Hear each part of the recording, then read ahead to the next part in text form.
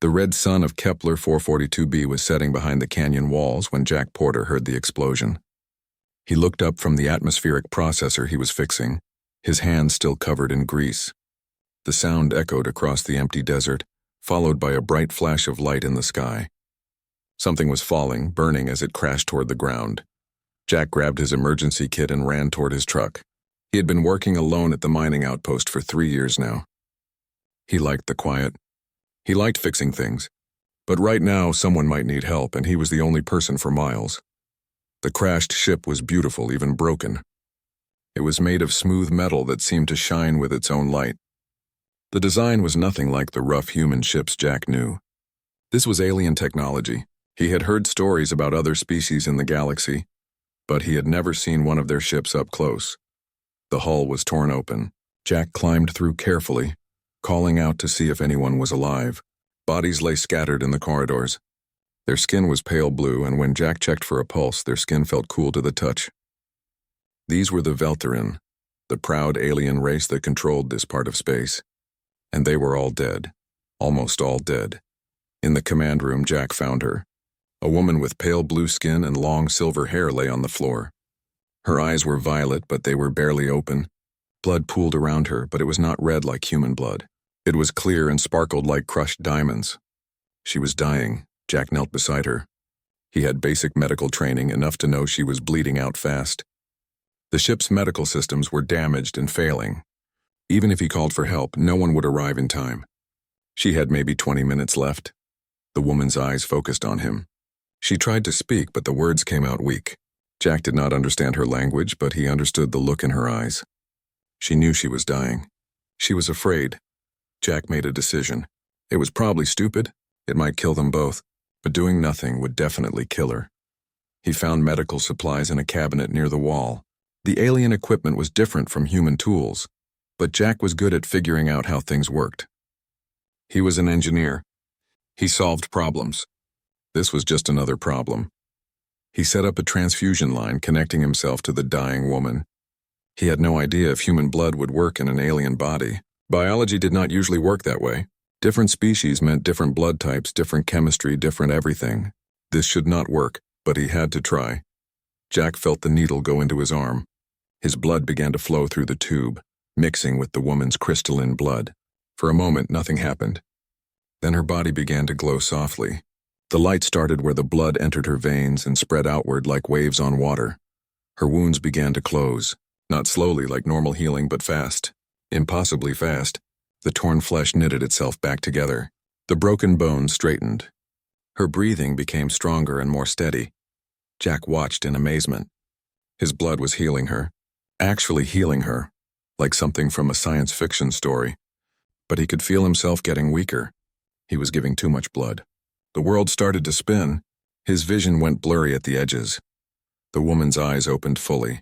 They were clear now, bright violet and full of life. She looked at Jack with wonder and confusion. She said something in her language. It sounded like a question. Jack tried to smile. He wanted to tell her she would be okay. But the darkness was closing in. He had given too much. He disconnected the transfusion line with shaking hands and fell backward. The last thing he saw was the woman reaching for him, her healed hand stretching out. Then everything went black. When Jack woke up, he was not in the crashed ship anymore. He was in a bed, but not his bed at the outpost. This bed was too soft, too large. The room around him was made of smooth white walls that glowed with soft light. Everything looked expensive and alien. He sat up slowly. His head hurt. His arm was bandaged where the needle had been. Someone had taken care of him while he was unconscious. Someone had brought him here. But where was here? The door opened without a sound. A tall man with blue skin walked in. He wore what looked like a military uniform, dark and formal. His expression was serious and cold. Behind him came the woman Jack had saved. She looked completely healed now, healthy and strong. She wore a beautiful dress that seemed to be made of liquid silver. She smiled at Jack. It was a warm smile, grateful and genuine. She spoke in her language, then seemed to realize he could not understand. She touched a device on her wrist, and when she spoke again, Jack could understand the words. "You saved my life," she said. "I am Princess Lyria. You are aboard my mother's ship now." The royal flagship. Jack tried to process this information. He had saved a princess, an alien princess, and now he was on a royal ship. This was not how he expected his day to go. "I need to get back to the outpost," Jack said. "I have work to do. My boss will be wondering where I am." The princess and the soldier exchanged a look. Something passed between them that Jack did not understand. "I am afraid that will not be possible," the soldier said through his own translator. His voice was hard. "You are to remain here. The Queen wishes to speak with you." "Wait, what?" Jack stood up. "I cannot stay here. I need to go home." The soldier moved to block the door. His hand rested on the weapon at his belt. The message was clear without words. The princess looked uncomfortable. "Please understand," she said softly. "What you did, giving your blood to heal me, it should not have been possible. Human blood and Veltheran blood are not compatible. Yet you healed me completely. My mother, the Queen, she needs to understand how this happened." Jack felt cold fear in his stomach. He was not going home. These aliens, however grateful they seemed, were not going to let him leave. He was trapped on a ship full of strangers millions of miles from Earth, and no one knew where he was. "How long do I have to stay?" Jack asked. The soldier said nothing. The princess looked away. Neither one answered his question, and that told Jack everything he needed to know. He was not a guest. He was a prisoner. And his nightmare was just beginning. Jack spent 3 days in his room before the Queen summoned him. 3 days of pacing, trying the door that would not open and talking to the guards who would not answer. The room was beautiful, filled with soft furniture and strange alien art, but it was still a prison. Princess Lyria visited him each day. She brought him food and tried to make him comfortable. She taught him a few words of her language and listened when he talked about Earth. She was kind, and Jack could tell she felt guilty about his situation. But she was not the one in charge. Her mother was. On the 4th day, the soldier named Captain Torvin came to get him. He did not speak as he led Jack through the ship. The corridors were wide and clean, with smooth walls that glowed softly. Jack saw other Veltheran walking past, all of them stopping to stare at him. He was probably the first human many of them had ever seen. The throne room was massive. The ceiling stretched up so high that Jack could barely see where it ended. At the far end of the room on a raised platform sat the Queen. Queen Estrella was beautiful in a way that made Jack nervous. She had the same pale blue skin as her daughter, but her hair was longer and darker, almost black with streaks of silver. Her eyes were the same violet color but colder, harder. She wore robes that seemed to be made of starlight, and a crown of twisted metal rested on her head. She looked at Jack the way a scientist looks at something interesting under a microscope. Jack stopped at the bottom of the platform. He was not sure if he should bow. He decided not to. He was not one of her subjects. "You are Jack Porter," the Queen said. Her voice was clear and strong, and the translator device made it sound almost human. "The engineer who saved my daughter." "Yes," Jack said. "And I would like to go home now." The Queen almost smiled. Almost. "Direct. I appreciate that. Unfortunately, your departure is not possible at this time." "Why not?" Jack asked. "I saved your daughter's life." "Does not that count for something?" "It counts for everything," the Queen said. "That is precisely the problem. Do you understand what you did?" Jack shook his head. "I gave her a blood transfusion. It worked. I do not know why." The Queen stood and walked down the steps. She moved with perfect grace, each step measured and deliberate. She stopped in front of Jack, close enough that he could see his reflection in her violet eyes. "Your blood healed wounds that should have been fatal," the Queen said. "It regrew damaged tissue. It saved my daughter from certain death. Our doctors have studied the samples we took from you while you recovered. Human blood contains properties that act as a universal healing agent for my people. 1 unit of your blood can heal injuries that our best medicine cannot touch." Jack felt sick. "You want my blood?" "I want you to understand the situation," the Queen said. "My people are at war with the Krell Confederation. We lose thousands of soldiers every year to injuries that could be healed with your blood. You represent the ability to save countless lives. So you are going to keep me here and use me like a blood bank," Jack said. His voice was bitter. The Queen's expression did not change. "I am offering you a choice. Stay aboard this ship willingly. Help us save lives. In return, you will have everything you need: comfort, safety, respect. Or refuse, and I will be forced to keep you here anyway. You know too much now. The knowledge of Veltheran vulnerability cannot be allowed to reach our enemies." "That is not a choice," Jack said. "No," the Queen agreed. "It is not. But it is all I can offer you, Jack wanted to argue. He wanted to demand his freedom, to tell her she had no right to keep him prisoner, but he could see in her eyes that it would not matter. She had made her decision. He was too valuable to let go. How long? Jack asked quietly. Until we find another solution, the Queen said. Our scientists are working to synthesize the healing properties of your blood. When they succeed, you will be free to leave. You have my word. Jack laughed, but there was no humor in it. The word of someone who is keeping me prisoner. That is very reassuring. For the first time, the Queen's expression softened slightly. Not much, but enough that Jack could see she was not entirely heartless. I am sorry, she said. I truly am. But I am a queen before I am anything else. I must do what is best for my people even when it is difficult. She turned and walked back to her throne. Captain Torvin will take you to the medical bay. Dr. Vren will explain the procedures. You will not be harmed. We need you healthy. Jack was dismissed. He followed Torvin out of the throne room, his mind spinning. He was trapped. Truly trapped. And there was nothing he could do about it. The medical bay was huge and filled with equipment Jack did not recognize. Dr. Vren was an older Velterin, with kind eyes and a gentle voice. He explained the process carefully, making sure Jack understood that they would never take more blood than was safe. They would monitor his health constantly. He would be well cared for. The first patient arrived an hour later, a young soldier named Kyle who had lost his arm in battle. The stump was wrapped in bandages, and the soldier's face was pale with pain and loss. Jack watched as Dr. Vren drew his blood and began the transfusion. He watched as Kyle's stump began to glow with that same soft light. He watched as bone, muscle, and skin began to grow, slowly rebuilding the lost arm. It took 4 hours. When it was done, Kyle had both arms again. The soldier stared at his new hand opening and closing his fingers. Tears ran down his face.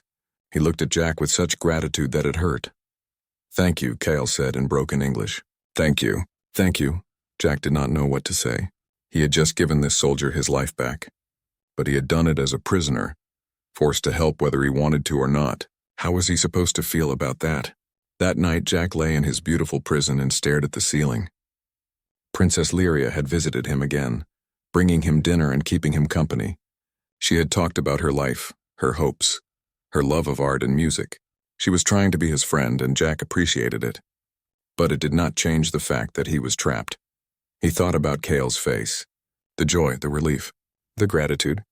He thought about all the other soldiers who would come to him, broken and desperate. He could help them. His blood could save lives, but was it worth his freedom? Was saving lives worth being a prisoner? Jack did not know, and that was what scared him most. Part of him, a part he did not want to acknowledge, had felt good when he saw Kale's arm grow back. Part of him had felt proud. Maybe that was what the Queen was counting on. Maybe she knew that eventually he would stop fighting, that he would accept his role, that he would even start to want it. Jack closed his eyes and tried to sleep. Tomorrow there would be more patients, more lives to save, more reasons to stay, even though he wanted nothing more than to go home. The gilded cage was closing around him, and he was not sure if he had the strength to keep fighting it. 3 months passed. Jack had treated 63 patients, soldiers with missing limbs, broken spines, crushed organs. He had saved them all. His blood was a miracle, and the Veltherin treated him like something precious and dangerous at the same time. His prison had expanded. He could walk through most of the ship now, though guards always followed him. He had his own laboratory where he worked with Dr. Vren on trying to understand why his blood had such strange properties. He ate dinner with Princess Lyria every evening, and she had become his closest friend. She taught him about Veltherin culture, their history, their art. In return, he told her about Earth, about human music and literature, and the simple joy of a sunny day. But he was still a prisoner. And he had not forgotten that. Late one night, Jack made his way to the ship's communication center. He had memorized the guard schedules. He knew when the corridors would be empty. He had one chance to send a message to Earth to let someone know where he was. He almost made it. His fingers were on the console, the message half written, when Captain Torvin's voice came from behind him. Step away from the console. Jack's heart sank. He turned slowly. Torvin stood in the doorway with 2 guards. The captain's hand rested on his weapon. I just wanted to let my family know I am alive, Jack said quietly. You know that is not possible, Torvin said. The Queen will hear about this. An hour later, Jack stood in the Queen's private chambers. It was late and she wore simpler robes than usual. Her hair was loose around her shoulders. She looked tired, almost human. You tried to contact Earth, she said. It was not a question. Yes, Jack said. There was no point in lying. The Queen poured herself a drink from a crystal bottle. She did not offer one to Jack. She stared out the window at the stars beyond. Do you understand what would happen if Earth learned of your situation? She asked. They would demand your return. They might threaten war. The Krell would learn of your existence, of the weakness your blood reveals in my people. Thousands would die because of one message. So I am supposed to just accept this? Jack asked. Accept being your prisoner forever? The Queen turned to look at him. For the first time since he had met her, she looked vulnerable. I know what I am asking of you is unfair, she said softly. I know that you did not ask for any of this. You were just trying to help my daughter, and I have repaid your kindness with captivity. Jack said nothing. He had not expected this. The Queen never showed weakness. I need you, the Queen continued. My people need you. We are losing this war. Every day more soldiers die. More families lose their loved ones. Your blood can change that. You can save thousands of lives. At the cost of my freedom, Jack said. Yes, the Queen said. She met his eyes. I will not lie to you. That is the price. But what if there was another way? What if you could help us without being a prisoner? Jack frowned. What do you mean? Dr. Vren believes we are close to synthesizing your blood's properties, the Queen said. It will take time, perhaps a year or more. But it is possible. If you work with him willingly, help us perfect the formula. Then when it is done, you can leave. You would have my word. Your word, Jack repeated. The word of someone who has kept me prisoner for 3 months. The Queen's expression hardened slightly. I have kept you fed, safe, and treated with respect. I have given you freedom to move and work. I have allowed my daughter to befriend you. I could have locked you in a cell and taken your blood by force. I did not. No, Jack admitted. You just made the cage more comfortable. They stared at each other. The tension in the room was thick. Then slowly the Queen's expression softened again. I am trying, she said quietly. I am trying to do what is right for my people, while also being fair to you. It is not easy. Every decision I make affects thousands of lives, including yours. Jack felt his anger fade slightly. He could see the weight on her shoulders. She was not just a captor. She was a leader trying to save her people. It did not make what she was doing right, but it made it more complicated. If I agree to help, Jack said slowly. If I work with Dr. Vren to create the synthetic blood, you promise to let me go when it is done? I promise, the Queen said. You have my word as Queen of the Veltharan Empire. When the synthetic blood is perfected, you will be free to return to Earth or go wherever you wish. Jack thought about it. He did not trust her completely. How could he? But he also did not see another option. He could keep fighting, keep trying to escape, and probably fail. Or he could work toward an actual solution, a way out that did not involve guards and locked doors. Okay, Jack said finally. I will help. But I want something in return. The Queen raised an eyebrow. What? No more guards following me everywhere. No more locked doors. If I'm going to help you willingly, then treat me like a guest, not a prisoner. The Queen considered this. Agreed. But you must give me your word that you will not try to escape or contact Earth until the project is complete. Jack nodded slowly. You have my word. They shook hands. It felt strange, this formal agreement between captor and captive. But it also felt like progress. As Jack turned to leave, the Queen spoke again. Jack, he looked back. Thank you, she said, for saving my daughter. And for this. I know it is not easy. Jack nodded and left. As he walked back to his quarters, he felt strange.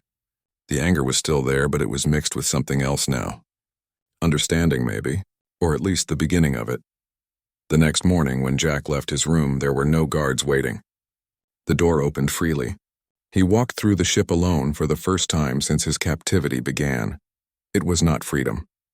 Not yet, but it was a start. And for now, that was enough. 2 more months passed. Jack's life aboard the Infinite Zenith had changed completely. He was no longer a prisoner, at least not in the obvious ways. He moved freely through the ship. He attended meetings with the Queen's advisors. He even gave a lecture to the medical staff about human biology. The crew treated him with respect now, and some even called him friend. But the biggest change was his relationship with Queen Estrella.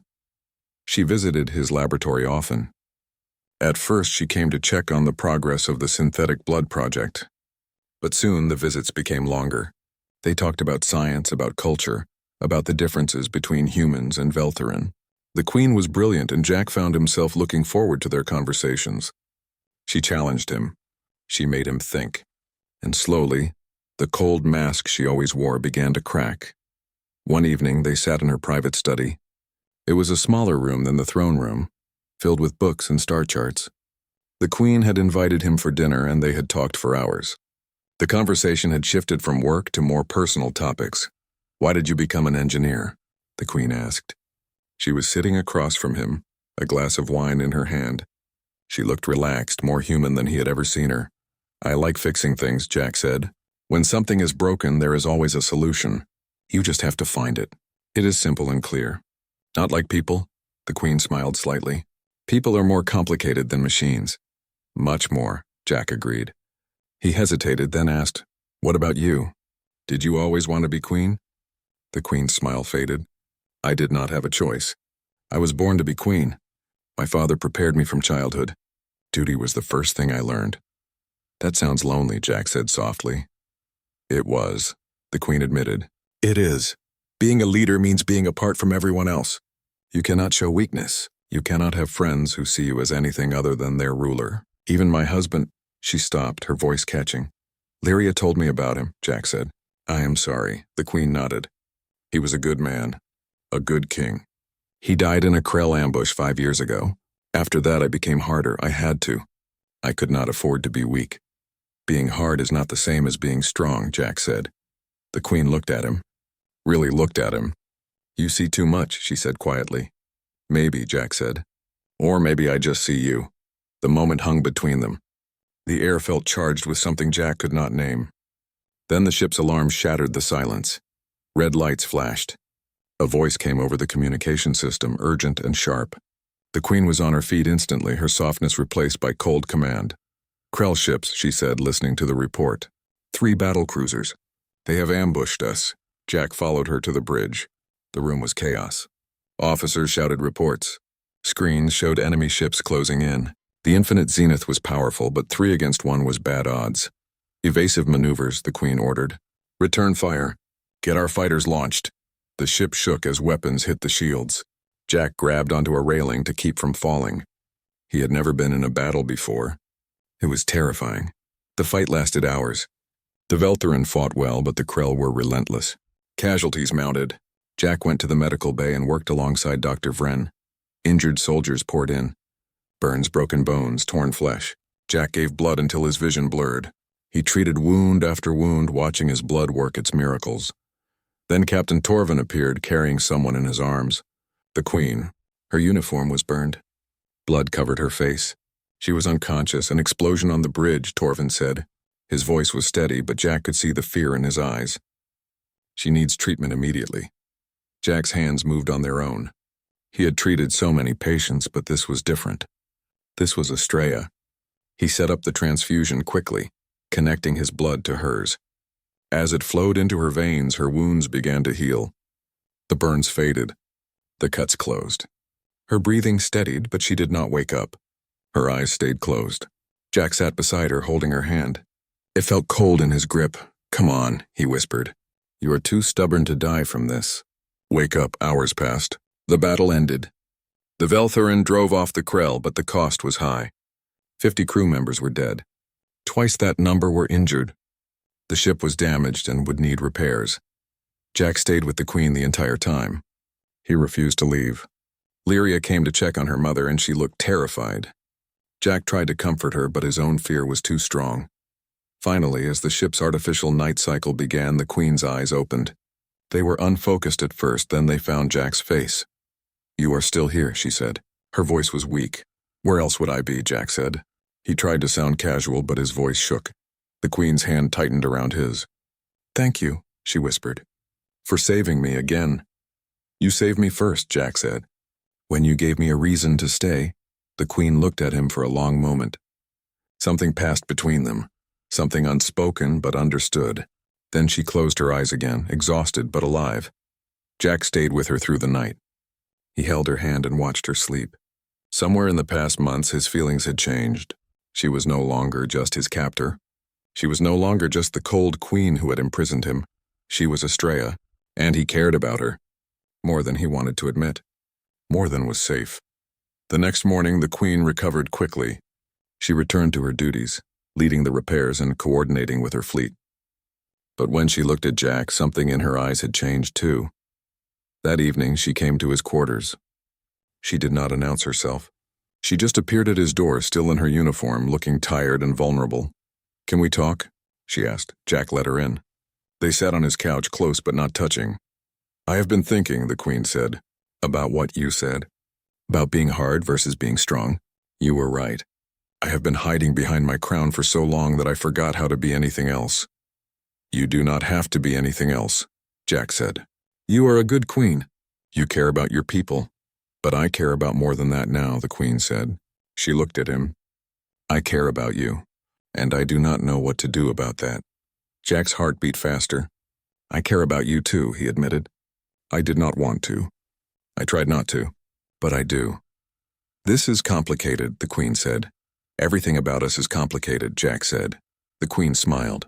It was a real smile, warm and genuine. Then slowly she reached out and took his hand. They sat like that for a long time, not speaking. The silence between them was no longer awkward or tense. It was comfortable. It was right. Whatever happened next, whatever choices they would have to make, they would face it together, and that was enough. 4 months later, Dr. Vren called Jack and the Queen to the laboratory. His hands were shaking with excitement. On the table in front of him was a vial of red liquid that glowed softly. "We did it," Dr. Vren said. "The synthetic blood is stable. It has the same healing properties as your blood, Jack. Not quite as powerful, but effective. We tested it on 3 patients this morning. All successful." Jack stared at the vial. This was what they had been working toward for almost a year. This was his ticket to freedom. He should feel happy, relieved, but all he felt was empty. The queen was silent. She looked at the vial, then at Jack, then back at the vial. "This is wonderful news," she said finally. Her voice was carefully neutral. "Doctor, begin production immediately. I want enough synthetic blood to supply our entire medical fleet within 2 months." Dr. Vren nodded and hurried away, leaving Jack and the Queen alone in the laboratory. "So," the Queen said. "It is done." "Yes," Jack said. They stood in silence. The air between them felt heavy. "I will make arrangements for a ship to take you back to Earth," the Queen said.